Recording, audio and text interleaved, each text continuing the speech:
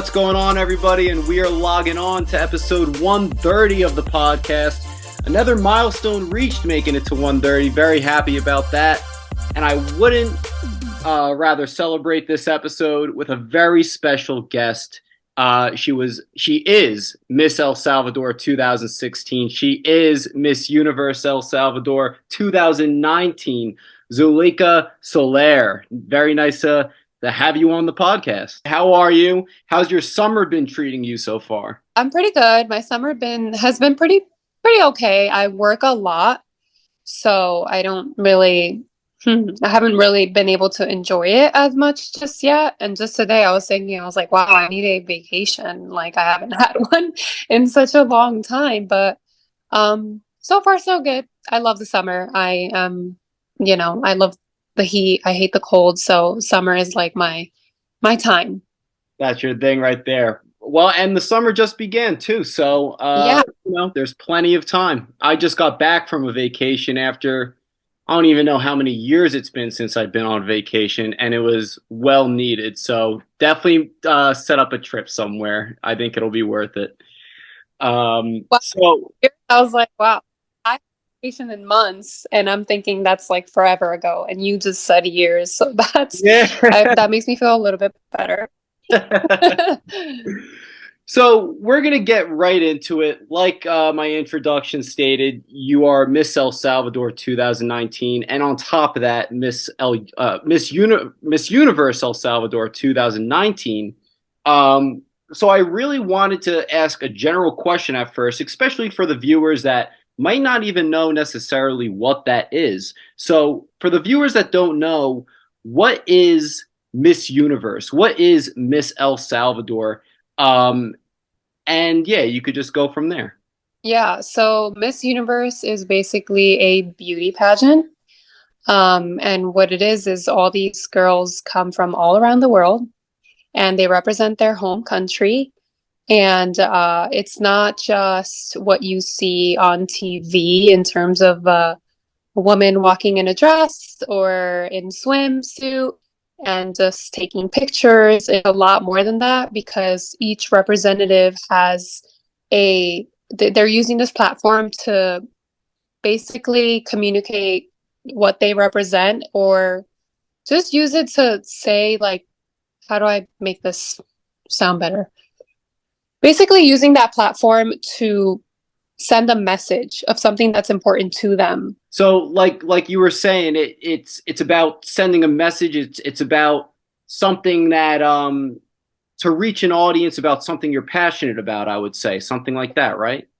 Something you're passionate about, and also being able to showcase your culture and the beauty that your culture offers. And that's what Miss Universe is about. It's about your culture and what you represent and what story and message you want to get across. And there's a lot that goes into it because you don't just practice how to walk and take pictures. You're also practicing how to speak properly, kind of like in communications when we went to school, like being able to execute your message properly. It's also a mental battle. You have a lot of people that are watching your every move while you're competing. A lot of people that are hopeful for what you can do in such a competition because of these beauty experts and fans and people in your country who want to see. It's kind of like the World Cup, but for beauty pageants. Right. Like people want to see their team. People want to see their country do good. And being the one person to hold that title, it's a heavy weight to have. So it's also a mental battle more than anything. For sure. I could only imagine how it is being in the public eye almost every day of your life, basically, when it comes to the beauty pageant and everything. Let's take a step back for a second. I wanna know like your interest in it at first. Was Miss Universe and Miss El Salvador something you was always into, always interested in when you were younger and now? Yes. So my first beauty pageant was in New Jersey, and it Ah, was called Salvador of New Jersey, and I was 15 years old at the time. So that was my first pageant ever. And then from that point on, just pageantry just became a part of my lifestyle. Almost every single year, I competed in a small or local pageant. And it wasn't until I got to Miss El Salvador 2016 and then Miss El Salvador Universe that I reached like a higher level of pageantry, I would say. But God, it's always a part of me, and it's always been my dream to see El Salvador shine in Miss Universe. And I think that was the main reason that I wanted to compete and represent El Salvador, was because I've represented it in all these small local pageants for so many years. But I really wanted everyone to see more of the beauty of El Salvador, especially because growing up, it didn't have a good reputation. mm, People just didn't think it was a safe country, and I just couldn't live with people thinking that. And now El Salvador is, you know, up and coming, and everyone wants to go to El Salvador. The prices are insanely expensive, and it's the biggest surfing. It's big. It's the biggest like location for surfers and pro surfers, and they do all the tournaments there. And it's just such a beautiful country that now no one is sees it in that light anymore. And I think that knowing that I was able to do or play a role in that in any way so that people can see the beauty and positivity in El Salvador, I think that that alone just made me feel like I accomplished something. And that's how I got into the whole beauty pageant world and wanting to represent El Salvador and then eventually going on to Miss Universe, because I always wanted that to be like the main goal. Like everyone's going to see how amazing El Salvador is. absolutely. And that's amazing. That was an amazing answer, actually. And I'm glad you accomplished. I'm very happy that you accomplished that goal as well. And continuing to, I guess that goal will never necessarily be completely fulfilled because you're still here now, and you're going to spread that message and positivity towards El Salvador as much as you could. Um, so you mentioned about doing smaller and local beauty pageants when you were younger and everything. Was that like your in towards Miss Universe? Was there a nomination process you had to go through? No, so the way Miss Universe works, and every country is different, Mm, but every country has their own national pageant. So Miss El Salvador, Miss Puerto Rico, Miss USA, they have their own national pageant. So just how they do it here in USA, every girl represents their state. So there's each girl who wins their state pageant, you know, Miss North Carolina, Miss New Jersey, Miss Maine, whatever, like it doesn't matter. But each girl will go and compete to Miss USA. And once they win Miss USA, then they go to Miss Universe. So it's aha, the same in Salvador where there's only 14 in the English way, there's only 14 states. So gotcha. each represent that state. And then you go on into Miss Universe after you win Miss El Salvador. So it's the state pageant, then the national pageant, and then it's Miss Universe.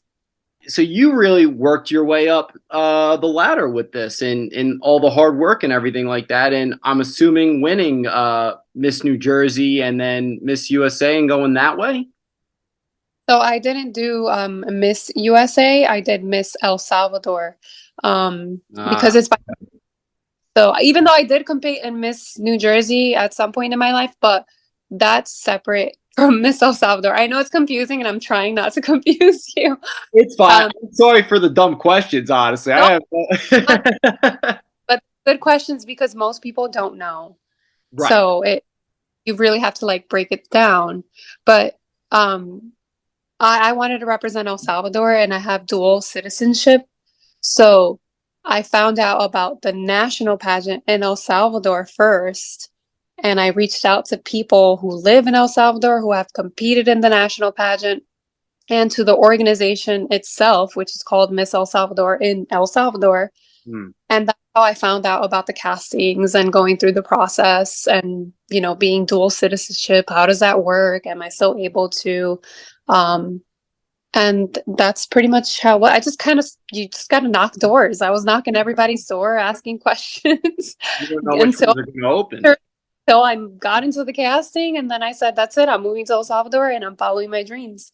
And that's pretty much how I got to that level, at least Miss Universe. Right. That is. That's beautiful, honestly. Now, how long were you there for during I would you call it a competition, would you say? First off? Yeah, yes, it's a competition. A Yeah. competition. So how long were you there in your country during this competition? So the competition itself lasted about a month and a half to 2 months, Okay. but I had moved there months before so that I can start prepping for the competition. So I want to say like 6 months before, Oh, okay. Gotcha. and then there, obviously after I won, I stayed there. But yeah, I had visited many times before. It was just this time I was staying to live there. So. Right. Gotcha. Very nice. So tell me a little bit about the process in the competition itself. Now, you mentioned before in the beginning of the podcast, it's not just all about uh, the looks and the clothes and the makeup and all that stuff. It's also about how you present yourself, speaking, and what your motives are as far as goals. Say it's for a fundraising thing, things of that nature. So as far as competition goes, was it mainly questionnaires and interviews you had to go through? You do go through a lot of that. Yes. It's almost like every day. So the competition itself, when I'm talking about Miss El Salvador, very Hmm. similar to Universe because it's just a less level because Miss Universe is more like obviously they have more money. It's this whole production, Right. but Miss Salvador, the competition was like a month and a half to 2 months. I don't remember exactly how long, but around that time. And basically, throughout the whole competition, we're basically practicing every day, for the show, but we're also practicing interview questions at the same time. And within the time that we're training for the show, we're also doing actual mini shows before the actual show. So like a charity fashion show this week. Hmm. Um, Next week we're gonna do like a sports event and everyone's gonna come and some fans are gonna come.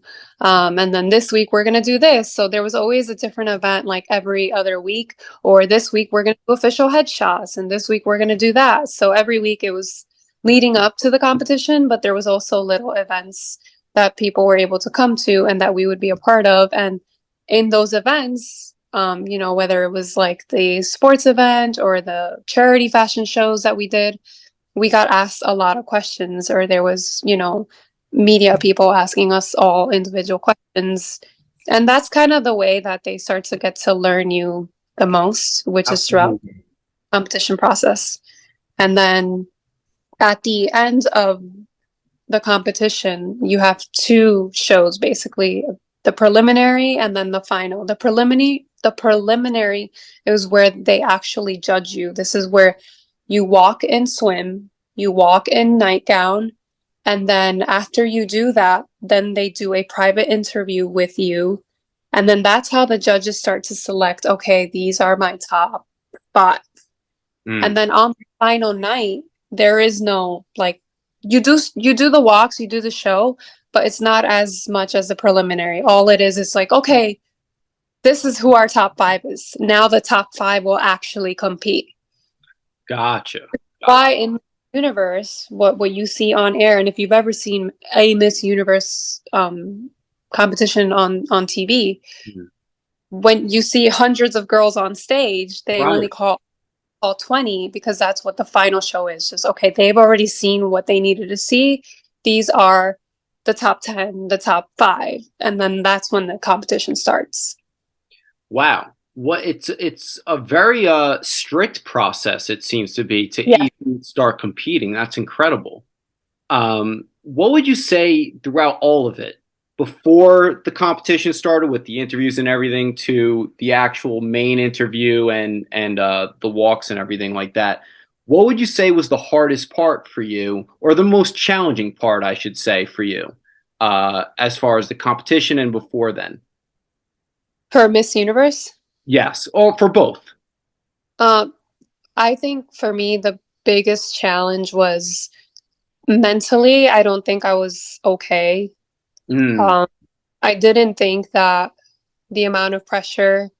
was ever going to get to me. I just kind of also I was traveling a lot. I was never home, so I was completely homesick, Yeah. and not even being like in New Jersey, just being around people that I genuinely love and care about, or that care about me. I'm Mhm.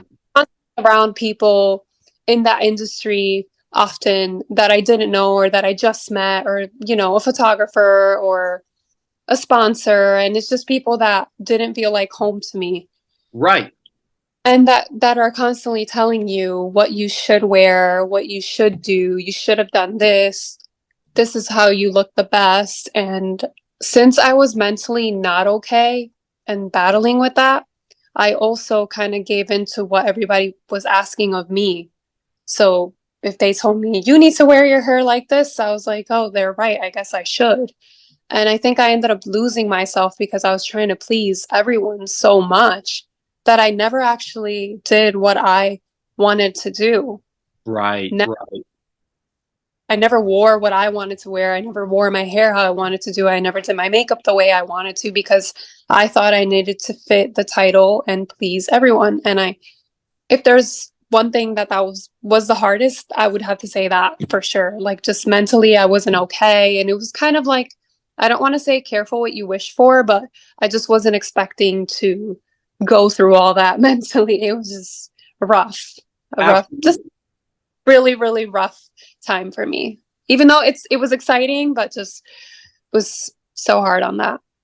Well, I am sorry to hear that, but you pulled through. It just shows how strong you are, and that you were able to accomplish all that.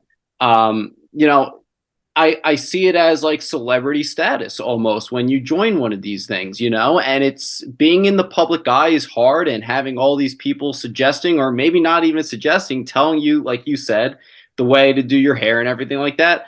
I can't even imagine how that could be in that sense. So that was what you said. The hardest part was between Miss El Salvador and Miss Universe El Salvador. What would you say was like a cakewalk for you? What was the best part for you? The easiest part, you would say? The easiest part, I think, just the runway. I had so much fun. Yeah, Yeah, I always enjoyed that. Even though it was a quick time, I think that was the most fun for me. And I mean, overall, I learned a lot throughout that experience. So there was a lot of negative with myself, but there was a lot of positive. I made a lot of connections. yes. So yeah, but the runway was always the most fun, and I enjoy it. What would you say was the number one thing that got you through the hard times while going through the competition? God, my faith in God, and praying a lot, journaling.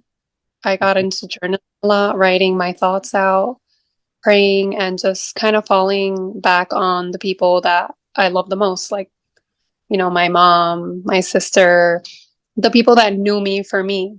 So they Absolutely. get through it. Awesome.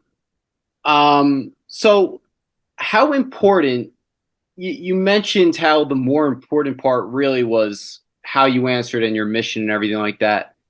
How important was like the looks aspect of it, what you were wearing, the makeup, and the clothing basically. Like how important was that factor to the point where it qualified you to be in that final five or final three at the end? Um, for Miss Universe, it doesn't matter, actually. It's changed so much Oh, because really? it used to be Trump used to own it, and then Oh, after wow. that, I didn't know that. well, yeah, was it Trump? Gosh, I'm having like a brain moment right now. Oh, no I, worries. yeah, yes, Trump used to own it, and then it was taken over by someone else. And ever since then, it was really more about your platform and the message that you can get across, and just your confidence and overall. So it's changed a lot where that really doesn't matter. Like you sometimes see a top 15 And if you are following it religiously, the pageant itself and all the contestants, Hmm. you think, wow, she's the most beautiful one and she's the most stylish one, but she didn't even place in the top 20. Wow. And that's because maybe her interview didn't captivate the judges as much. And the interview process is only 3 minutes long. So you don't have a lot of time to even show what you want. And Right. then they ring a bell, so there's like no like finish what you bell rings, you're done. Wow. Okay. Personally, in my opinion, I love that change after the new ownership. I think that's Yeah, what's most important anyway. Um, and 3 minutes, huh? So that you don't really have a chance to say much and prove yourself as much in the course of 3 minutes. That's insane. yeah. Um, so because you're reaching a celebrity status going through this and everything, I'm sure if you had to go through some sort of supervisor that you hired or an agent, something of that nature, there would have to be some sort of like background check for being in the public eye and everything like that, which by the way, I think is the most stressful thing in the world. So let's go back even a little bit more as far as school. Uh, we both went to Kane University. What did you major in at Kane? Communications, media, broadcasting. Oh, it was. Okay. Mhm. Awesome. Yes, same here. That's why we Okay, were in that one class. yeah, that I one class. I forgot the teacher's name. Do you remember his name? It was the News It was 12 teacher. that's oh no, that's right. Yeah, something with an R. Yeah, I can't and you Rob. want to know what's sad too? He was one of my favorite ones also. I can't believe I can't remember his I name. have a fun story with him. I like real quick, I wanted to do the sports internship with WABC. And I like asked him like, "Hey, do you think I'll get it? Because my sports knowledge is not the best. I only know about basketball, but I don't know about like all the other sports." Hmm. And he's, "You're not gonna get it. You need to know about sports." And I told him I was like, "Hey, like you told me I wasn't gonna get it, but I got the internship, so you lied." Awesome. But anyways, Good yeah, on I you. That's great. forgot Rokrowski or something like that. Yeah, that sounds about right, I think. Yeah. Um, so after college was over, what and you saw there was this opportunity, or maybe you didn't even know there was this opportunity to compete in this. Was that always your next goal in Yeah. trying to accomplish? It was. I wanted to finish school, and then as soon as I graduated, I devoted 100%. I could even go as far as saying 150%. Like nothing was stopping me from competing and winning Miss El Salvador and going to Miss Universe. That was like my main goal after I graduated. Awesome. Is there a an age requirement or an age range that you need to be in to compete? Yes, so now it hasn't changed, but it's up until you're 28 years old. So at the time when I graduated, I was 24, and then I turned 25 when I was Miss Universe El Salvador. Ah, gotcha, gotcha. So there's a lot of requirements. Like you also can't be married. You Oh, can't be, really? and now they just changed a new rule where you can't have kids. So now women with kids can compete for Miss Universe. And I think they're just going to keep changing those rules as time goes. I think a lot of these rules are changing for the better for the most part anyway. Like say for instance, and I'm sure this will be the case if it hasn't happened already, there's a mother who has oh, I hope I say this the right way. If not, I'll have to correct it. Uh like a mentally disabled child, right? And or on the spectrum, I should rather say that. But and then that would be her purpose. That would be her message in raising awareness for that and starting fundraisers. Like, I think it's great that they're allowing people with Yeah. children joining in and whatnot. I think most of the rules are changing for the better. I'm surprised actually that some of these rules weren't changed a while ago, like a long time ago. To be completely honest with you. Yes, I agree. Especially something like, you can't have kids when that's what a woman represents. That's what I'm not saying that's all that we were made for, but Right. you're all because of a woman, and to say that this woman is Miss Universe and then just take that out that you can't have any kids, that's just wild to me. I think that's pretty wild too. And my only thought of why that was maybe because of how it used to be under Trump's leadership, maybe how it was all about the looks and everything like that. So it was like, okay, it won't be that attractive if they found out that they had kids and stuff like that. And now that that one rule has changed, I'm sure a lot more doors are going to be opened up.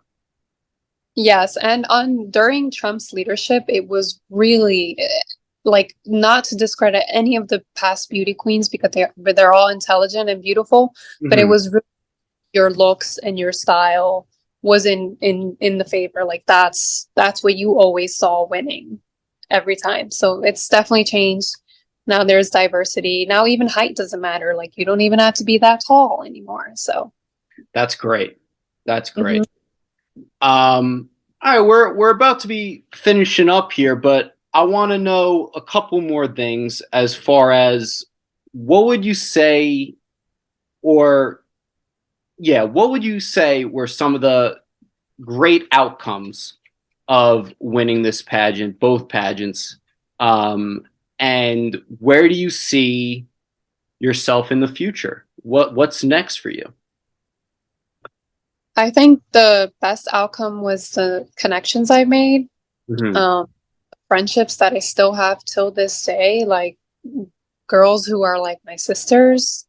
Most people think that in beauty pageants it's like a catty world, and it's the Right. complete the complete opposite because nobody understands each other more than ourselves. So I think we're able to bond in that sense. And I have so many like great and amazing friends from pageantry, especially from Miss Universe. So that, and I think just the growth that I got from it. I needed a lot of those lessons, a lot of hard lessons to help me grow. Of course. Um, yeah, and I think those are the main two connections and the growth that I got from it. Always And what's been. me? Well, when I came back from Miss Universe, it was around like the pandemic. It was 29, like end of 2019, Mhm. 2020 pandemic started. So I did go through a little bit of like, what am I going to do with my life? Depressed, kind of, because you go from being nonstop all year to cold turkey, Right. locked locked in an apartment. Yeah, right. And I was so depressed, didn't know what to do, and it took me a while to get out of that hole. But then I kind of started finding my purpose again, and I decided to go back to school. And now I'm studying meteorology, and my next course of action is to be a meteorologist. That's awesome. That's great. That's Yes. amazing, actually. That's incredible. Going back to what you were saying, because I wanted to say this before. I felt like it's like a doggy dog world out there with the beauty pageants and like cutthroat sort of deal. So I'm very happy to hear that you made great connections and great friends, and whatnot with that. And I'm so glad that you're going back to school and studying meteorology and all that stuff with science. Basically, that's incredible. Oh, it's so hard, but you know what? I'm getting through it, and I'm yes, it's fun. sure it's extremely difficult. What made you go with that? Well, because I like the weather. I've always liked the weather. I've never got so deep into the science aspect of it, Hmm. but I think just naturally I love like Mother Nature. I care about the environment. I love going hiking. And I think that all ties into the weather and how we treat our world. So I just thought, you know what, I think that's the career I want to pursue. And then when I started school and as I work in weather right now, I just fell in love with it even more. I mean, yeah, there's no way, I don't have no other way of explaining it. Some people like weather because when they were little, they used to chase storms with their, parents and stuff like that. And I don't have a special story like that. And being from New Jersey, luckily we don't experience severe weather like that. But I think it's beautiful. The science of it is amazing. And with the way that our world is going, it's really important, especially, just a few days ago, these Canada wildfire smoke Yeah. engulfed of Jersey and New York. And that was pretty scary. Felt like the friggin' apocalypse. So, every week we're seeing some crazy weather stuff going on. And I'm happy to be a part of that. You might as well know about it if Yeah. if things are going a little south with that. I agree with you 100%. That I came back from vacation and I got out of the airport smelling the smoke and seeing the sky and everything like that. And I'm like, I was gone for 4 days. Like, what's going on with the world right now? I was Like like, the what's time happening? you go on vacation, Yeah. the Uh, world is yeah, it's like, well, what I do, you know? um, well, I want to thank you so much for joining the podcast. I really appreciate talking to you and learning all about beauty pageants and the competition and whatnot. It's something I never really knew about at all. So it was great to hear all those amazing things from you about it, and how of a good but challenging environment it is. I would say that's like a basis of it for the most part. Everything has its ups and downs. yes. Yeah, it's not just roses and butterflies. But I appreciate like the questions you ask because a lot of people don't know and they just kind of see like the surface of what something might be like. And so it's definitely different when you live it and experience it and have followed it for such a long time. And I always like explaining to people what it's like to be a beauty pageant queen or what the experience is like because I don't want people to have that bad taste about beauty queens. Like, they're not all what you see on TV. You Sure. know, a Even lot of the expectations. yeah, a lot of these women are great and they have a lot going on for them. They're doing amazing things. You have women in STEM, you have, doctors, women doing it all. And it's great to see and be a part of that. It's inspiring and motivating. So Absolutely. Last question I'll ask you. For yeah. anyone that's interested in joining a beauty pageant, or even to the level where you're at Miss Universe El Salvador, what would be your number one piece of advice you would give them? My number one piece of advice is to not be afraid to ask for help, ask for questions. Don't let pride get the best of you. That was my biggest thing. I always wanted to act like I had everything handled and I didn't need help, but I desperately needed help. Don't be afraid to knock on doors, believe in yourself and also ask yourself why you want to do it. Why do you want to be a beauty pageant queen? What's your purpose? What's the message that you want to get across? Make sure you have that down because you want to make sure that you enjoy the process and have a good support system, whether it be one person, two people, or a whole army. That's going to help you a lot. Love it, love it. I would say for the most part, if you're only in it for the fame, I don't think you're going to get too far with it. You know, I mean, Exactly. yeah, at least maybe not nowadays with all the rules changing and everything like that. Yeah. Not now. And it's really strict now. You really do have to have this, insane message. But it's also at the end of the day, TV is TV. So ratings are what people look for. So if this person who represents this particular country and has this special story that will be so captivating that more people are going to watch or that it'll bring Miss Universe more money, that person's going to be top 20 hands down, no question about it. I don't care if she didn't look at me. I don't care. I'm just saying this is how Miss Universe thinks. I don't care if that girl didn't say hi or wave at anybody. She's bringing the money in. So she's going to be our top 20. So Mm. that's a lot of stuff that goes down. And if there's anything that I don't like about beauty pageants, it's that your sash holds a lot of weight, depending on the country that you represent and how much money they can bring to the table. that all holds a lot of weight. That's why if you do follow Miss Universe religiously, you'll notice that it's almost the same top 10 in terms of country every year, because these are the countries that bring in the most ratings, the most viewers, the most pageant fans, the most money. That's why USA always makes it, because we're number one. And then these big Latin countries like Mexico, that's number one Latin in terms of like ratings and money. So that's another thing that plays a huge role in pageantry. So if you are looking to get into pageantry, I would definitely research that a little bit and make sure, that you're being taken care of. Without a doubt. It's like unpurposely being rigged, but at the same time purposely being a little rigged as far as the money and everything like that. Yeah, exactly. Yeah.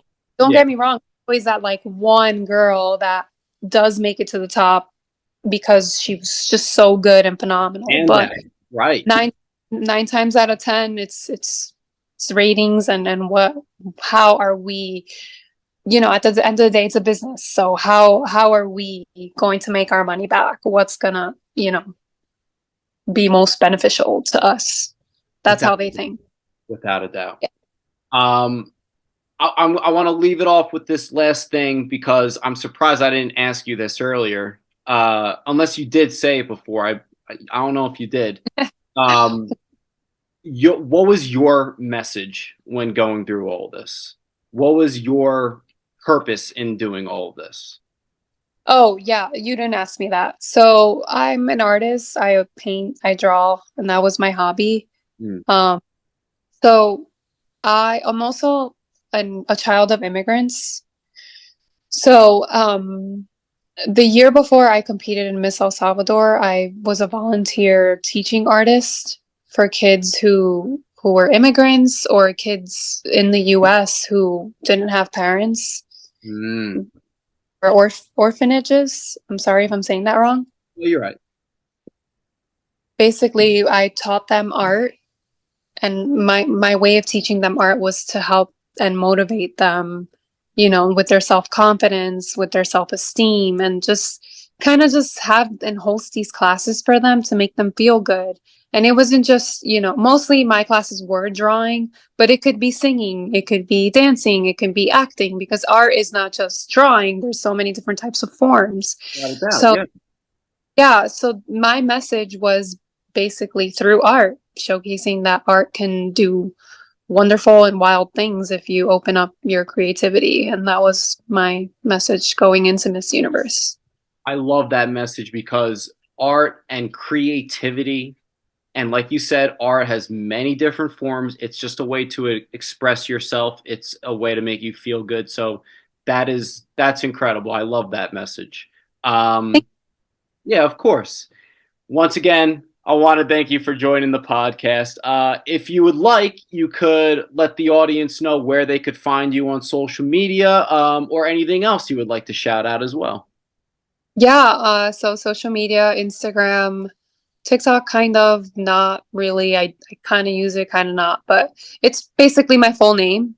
You'll find me on anything, Facebook, Instagram, TikTok, with my full name, which is kind of long, so maybe you can add it.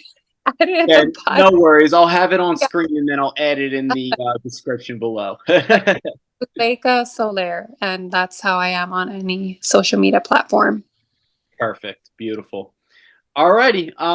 For you guys at home, if you enjoyed this episode, let us know in the comments below and make sure to like, subscribe, and share. Follow us on Instagram at @Ferenc_videos. And listen, if you want to listen to this podcast audio only version, you can on Spotify, Apple Podcasts, and Amazon Music.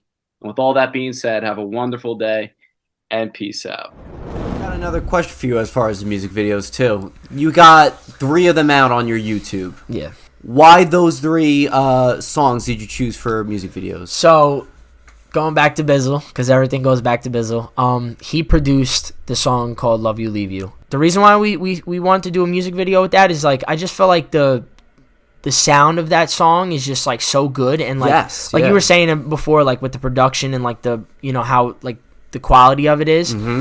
I feel like that song is just like up there in like quality, like how my voice was to like the beat and just everything of that nature. And it's like it's a very easy video to, I mean, a very easy song to make a video, in a sense. Okay. If you knew how I felt, you wouldn't be falling for someone else. You would just be us. But all girls do is love you.